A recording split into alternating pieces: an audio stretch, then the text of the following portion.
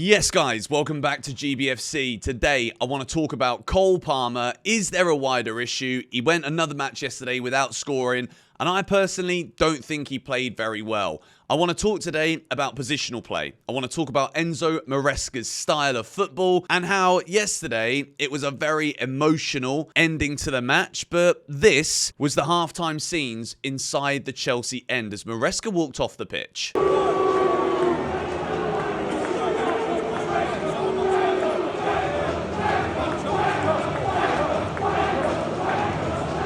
Now, this doesn't look good. Only 45 minutes later, this was the scene.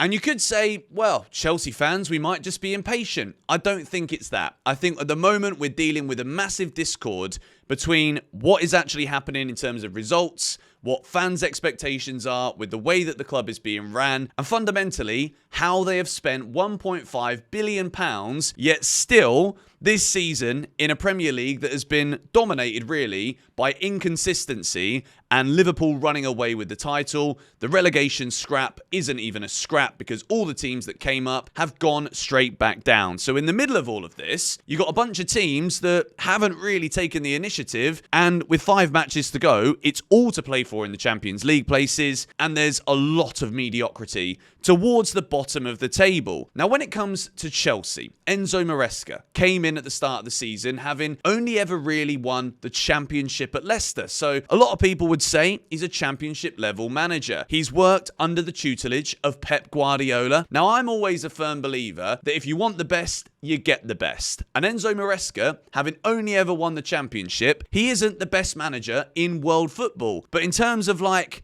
an ideology, the Chelsea ownership were like, we kind of want to replicate something similar to that of Manchester City. Now, the big problem that I have here, that's fine if that's what you want to go with, but when results don't go our way, this style of football isn't exactly what gets fans off of their seats, right? So when we hear Chelsea fans shouting wanker at halftime to Enzo Maresca, a lot of that is down to the fact that we can't really buy into something that isn't yielding those results. And I'm going to prove to you now how it is the style of play that has actually been an issue for us this season. Because when you look at this, right, these are the 4 matches this season. The orange highlighted ones are games that we've lost. When Chelsea have had the most of the ball in the Premier League this season, 4 matches, 2 of which against teams that are relegated, we have only garnered 2 points when we have had the majority of the ball, including 2 losses there against Ipswich and Brighton away without scoring a goal. Now compare that to Manchester City that Enzo Maresca has learnt from, right? Man City, in the 4 matches this season where they have had the most of the ball, 10 points. So Man City have garnered 8 points more than Chelsea in the 4 matches where they have had the majority of possession. If Chelsea have an additional 8 points right now on our tally, where would that leave us in the Premier League? If we had an additional 8 points, we would be 1 point behind Arsenal. That would make us feel very confident that we can achieve and attain the target of Champions League football. So here, I want to stop for a second and be like, well, is this all Enzo Maresca's fault? Absolutely not. Not saying that I've not been frustrated with him, because I absolutely have. And I'll say the key thing, when results aren't going well, we can then think about the football being dross. Are we actually creating good enough chances? We need to address the playing personnel, because as much as I've spent a lot of time defending how young the players are, at the same time, they all need to be doing better. Let's take a little look at the Chelsea starting 11 yesterday, because based on the fact that we spent 1.6 billion and this is the strongest team, it is concerning, but this is the best team that Maresca could have picked yesterday.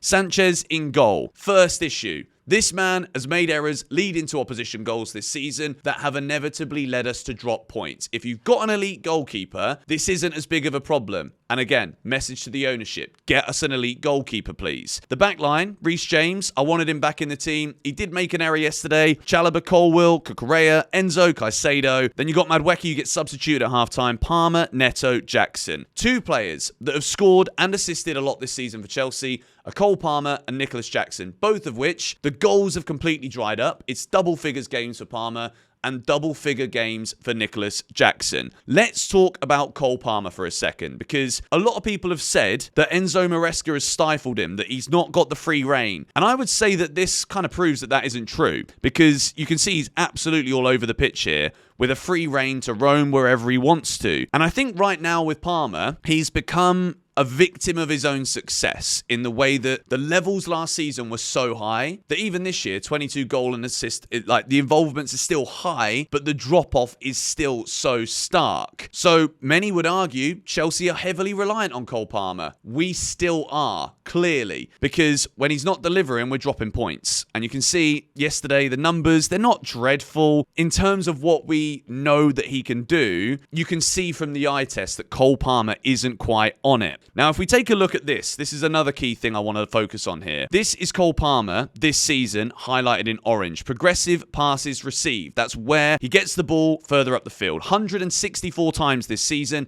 Players have passed the ball forward to Cole Palmer. Last season, 195, 31 more, and we're talking about more minutes played this season than what we saw last season. What we can figure out from this is last season under Pochettino, Cole Palmer was receiving the ball more in the final third. This year, it's happening less. And that is because, if we bring back up the heat map from yesterday, Palmer's having to drop deeper. He's having to drop deeper because of Nicholas Jackson. Nicholas Jackson, these are the amount of touches he's had in the last 5 Premier League games he's played. 21 is the highest number of touches that Nicholas Jackson has had. This is telling you the facts, guys. Nicholas Jackson was getting involved a lot more in the early stages of this season and last season. And now it's as like he's completely disappeared as a striker from Chelsea's team. So when it comes to Cole Palmer having to drop deep to receive the ball, a lot of times last season, we were seeing Jackson do the work dropping deep, and then Cole Palmer would receive it further up the field. We also need to look at examples of how Maresca's instructions does quite often stifle Chelsea's attacks. You see here, this is Reece James. He gives the ball to Noni Madueke.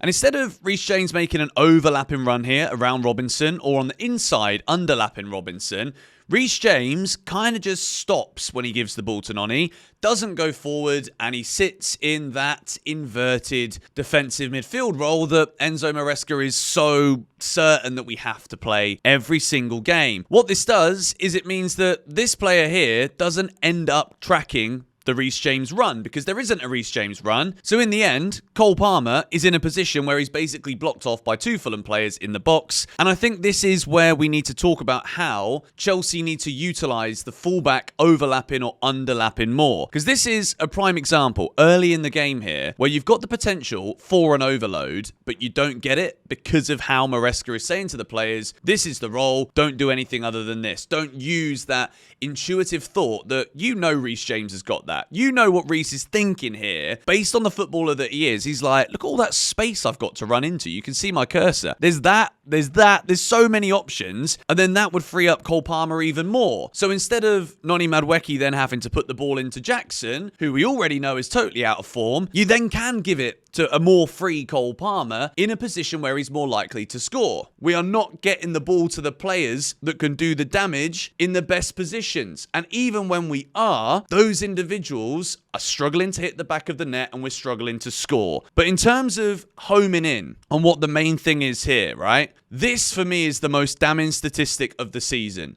When Chelsea have control of the ball, which is the whole identity of the style that we're insisting on, we don't do anything with it. 2 points compared to Manchester City with 10. And that also includes a game against Arsenal in there and against 2 relegated clubs. So it's exactly the same. Chelsea Football Club, right now, we don't have the personnel to be able to allow Maresca to effectively do what he wants to do. Which is why this video isn't all about protecting Enzo Maresca, but it is, again, a very direct, clear message to the board. We don't need more players of a similar age and a similar profile, because that is not the problem. The problem is we don't have the right profiles. Enzo Maresca needs to be criticised for the way that he's even come out in the media and said, I wish I had 2 Nicholas Jacksons. No, you don't. You absolutely don't want a striker who only touches the ball 21 times maximum in a football match. That isn't a striker. He might as well not be out there on the pitch. And yesterday is a prime example of this, where Tyreek George, yes, he's not a striker,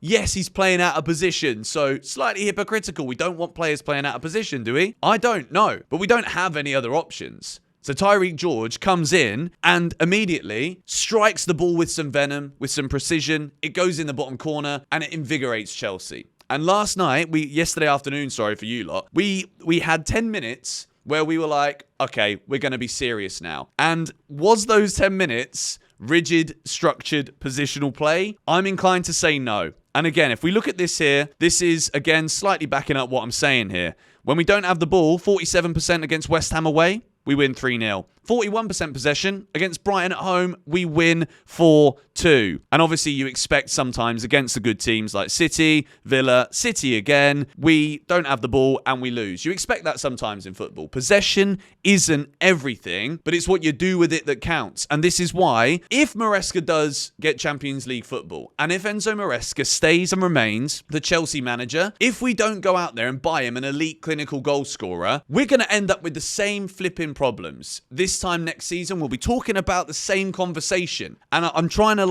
verge away today from talking about the entertainment side of the football and focus a bit more on the fundamental statistics out there. So this is kind of like a balance between a stats video and an opinion-based video. But if we don't do that, we're not going to get those points that Man City have shown that they can get when they're actually playing in the same style that we're trying to copy. Do you know what I mean? For me now, it's very simple. We should have beaten Brentford. We should have beaten Ipswich. There's many games this season that we should have won, but we didn't. And there has to be an element of responsibility that is taken by the manager as to why we haven't done that. I showed you an example in the 5th minute of the game yesterday already, where it is the structure that voids us of even the potential of creating certain different kinds of opportunities. Enzo Maresca, the mentality, when he talks in the media, this is what frustrates Chelsea fans the most, because it enables the mediocrity that we can all see, that we don't appreciate and expect and accept. And then he keeps reminding us, well, in the last 3 years, Chelsea haven't been in the top 4. Yeah, we know that, mate. We're flipping fuming about it, all right? So the fact that Pedro Neto's goal last night doesn't change anything, it just gives us the hope for it. Well, the reason it's only hope and it isn't already nailed to the mast and on the door is because you've not been willing to budge. And because certain players that were firing all of a sudden aren't firing. Chelsea's record in 2025 in the Premier League is not good whatsoever. Regardless of if we do manage to get Champions League football or not, I think serious questions need to be asked. And for me, it's as clear as day. I think we've addressed it in this video. We need a top quality keeper. Whether that's Petrovic or we spend the money to bring in an elite goalie. Apparently, Alisson might even be available at Liverpool. Are we going to go for someone like that? Probably not. So you see what I mean here? The football on the pitch, right? We can have these dramatic comebacks against Fulham. We can have the emphatic 6 goals against Wolves, 5 goals against Southampton. But how do we dig deep against the big boys? The teams that are good enough to understand that we're very predictable with the way that we play. When teams sit back and they know that they can frustrate Chelsea because we don't have someone clinical. Are we going to address that in the transfer market? And at the same time, when it isn't working, and you can see here, these are in yellow, this is the shot creating actions. There have been some games this season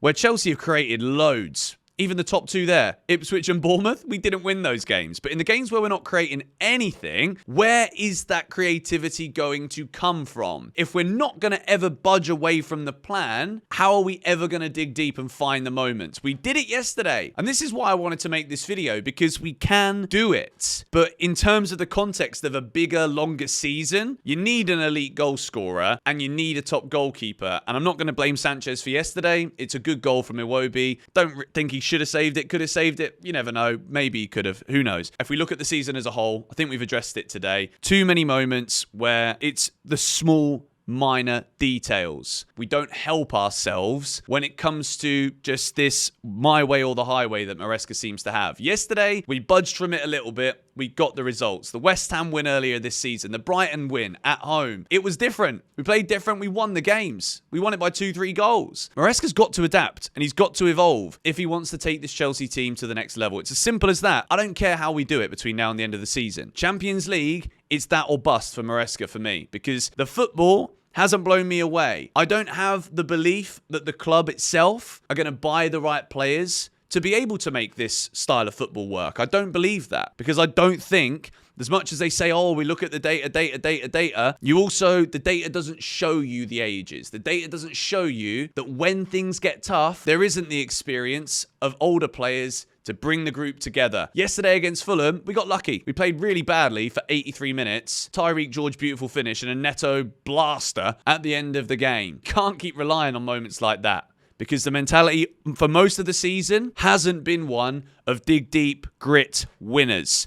Hopefully, yesterday was a corner-turning moment. I'm going to say that we can hope that it is. That's all I can say for now. But let me know your thoughts on yesterday in the comments down below. Let me know how you think we get the best out of Palmer. I do think overall, he's having a spell that all players have in their career. But it's the fact that he just looks kind of lost at the moment. That's a big concern for me. And if Jackson's not doing the business either, which he very much isn't right now, then we're going to have to rely on a bit of luck like we did yesterday, which doesn't really win you trophies or get you Champions League football, in my opinion, when the other teams around us are playing so good. Let me know your thoughts in the comments down below. I'll see you tomorrow.